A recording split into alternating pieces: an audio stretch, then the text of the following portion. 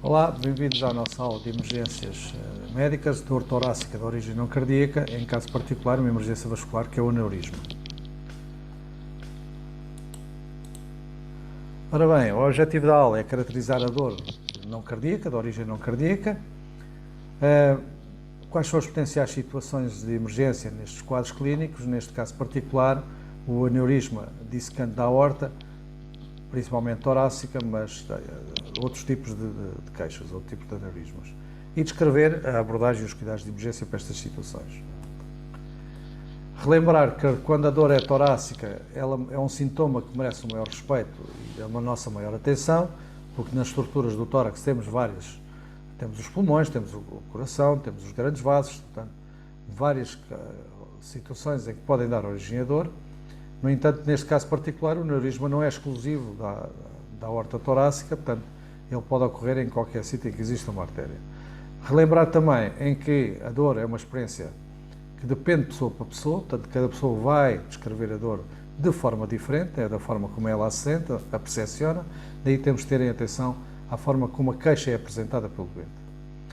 A dor tem então sendo torácica, lembrar que temos a origem cardíaca, que temos os quadros de angina de peito, a infarto do miocárdio, entre outros, e aqui neste grupo vamos ter a origem não cardíaca, neste caso o aneurisma, em particular o aneurisma dissecante da aorta. Ora bem, normalmente uma dor torácica de origem não cardíaca tende a representar uma situação de menor gravidade.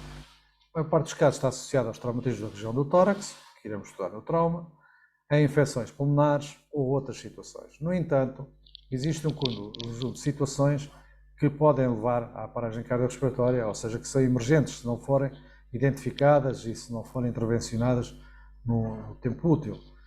Temos então a disseção da aorta, que iremos agora falar, mas também a embolia pulmonar e o pneumotórax espontâneo.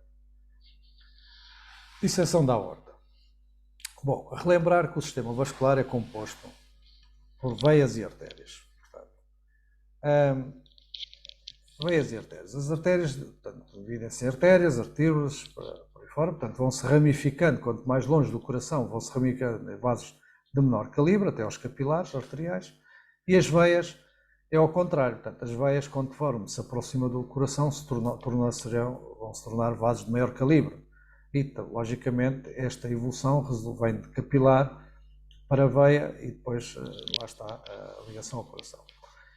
De qualquer das formas, as artérias diferem das veias, lembrar isto, tanto elas, apesar de se ramificarem, quanto mais longe do coração, vão se ramificando em vasos mais finos, as veias são tubulares, de um aspecto arredondado e de uma parede muscular mais vigorosa, portanto, e a pressão arterial média dentro da artéria é cerca de 100 mm coluna de mercúrio, o que difere substancialmente das veias, como iremos ver.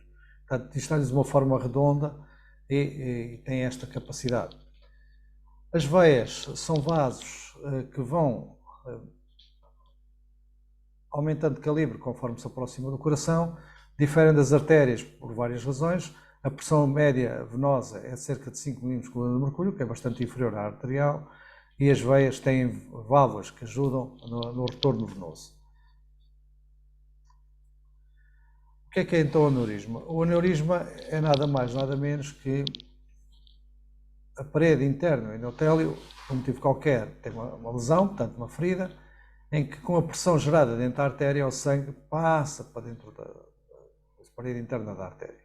Isto vai levar a que as camadas sejam empurradas para o exterior, portanto formando uma bolha, um espaço onde se vai acumular sangue. Portanto, esta bolsa que não há perda de sangue inicial, e daí muitas vezes não há sintomas que o indiquem, portanto muitas vezes isto é descoberto em outros exames de imagem e que acabam por ver ali uma sombra e que vão procurar e acaba por ser um aneurisma, portanto, como não provoca logo uma queixa imediata, e pode se tornar obstrutivo. Portanto, um dos problemas que nós temos nos aneurismas, nesta formação destas bolhas, é que não só aumentam de volume e podem provocar a obstrução do vaso, como podem romper e provocar uma hemorragia interna naquele local.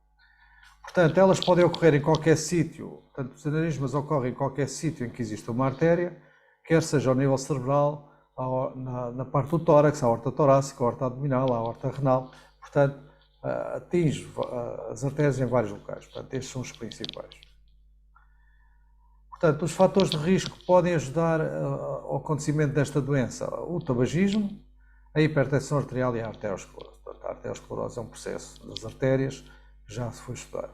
A maioria dos aneurismos não manifesta sintomas, portanto, como vos disse, o que os torna potencialmente perigosos. Porquê? Porque subitamente podem aumentar de dimensão e romper. Quando eles geram sintomas, normalmente estamos a falar daquilo que chama-se um aneurisma dissecante. O que é que acontece aqui? A bolha vai aumentando de volume e a parede vai descolando. Isto vai levar a que surja uma dor, muitas vezes descrita como dilacerante. Esta dor normalmente não irradia, é localizada e lá está, e tem este efeito dissecante, dilacerante que o doente refere.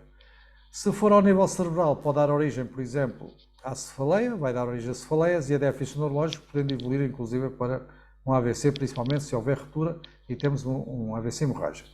No nível torácico, temos uma dor torácica muitas vezes confundida com a dor de origem cardíaca, que esteja um infarto a evoluir. No entanto, este doente não vai apresentar alterações eletrocardiográficas associadas a que fosse um tipo de infarto. Ao nível abdominal, a dor é abdominal. Nas situações de maior volume, porque a artéria aorta abdominal tem bastante calibre, podemos ter um abdômen pulsátil, o que é um mau indicador, quer dizer que o aneurisma tem uma grande dimensão. É preciso recordar que este tipo de situações normalmente só tem solução cirúrgica em ambiente hospitalar. Portanto, o objetivo aqui é mantermos o doente estável o mais possível para encaminhar o doente para a unidade certa. Em termos de agravamento, podemos identificar assimetrias de pulsos, depende da artéria atingida, principalmente se for torácica ao nível superior, se for abdominal ao nível inferior, dormência das extremidades que resulta da má perfusão das extremidades, hipotensão nos quadros mais graves e a dispneia associada, ou seja, um doente que entra em choque, muitas vezes um choque hipovolémico, podendo em alguns casos ser um choque obstrutivo. Ora bem, a atuação nestes casos é garantir os AVCs, portanto garantir que o doente mantenha uma boa via aérea, um bom processo respiratório e circulatório, combater o choque, manter o doente quente e informar o CODU de forma a obter apoio médico, portanto nem que seja ajuda terapêutica ou outro tipo de intervenção e o envio de médico ao local. Portanto, em resumo, é preciso recordar então que o aneurisma é uma emergência vascular arterial, portanto ocorre nas artérias. Os mais comuns são aqueles que ocorrem ao nível cerebral, torácico ou abdominal. Na generalidade dos casos não apresenta sintomatologia, surgindo a sintomatologia com dor, quando ele muitas vezes se torna dissecante, portanto ele está a rasgar a parede, a bolha vai aumentando e a parede da artéria vai rasgando e isso provoca a dor. Nos quadros mais graves o doente apresenta-se em choque e os cuidados de emergência visam garantir a via aérea, o processo respiratório e o processo circulatório. Obrigado, até à próxima aula.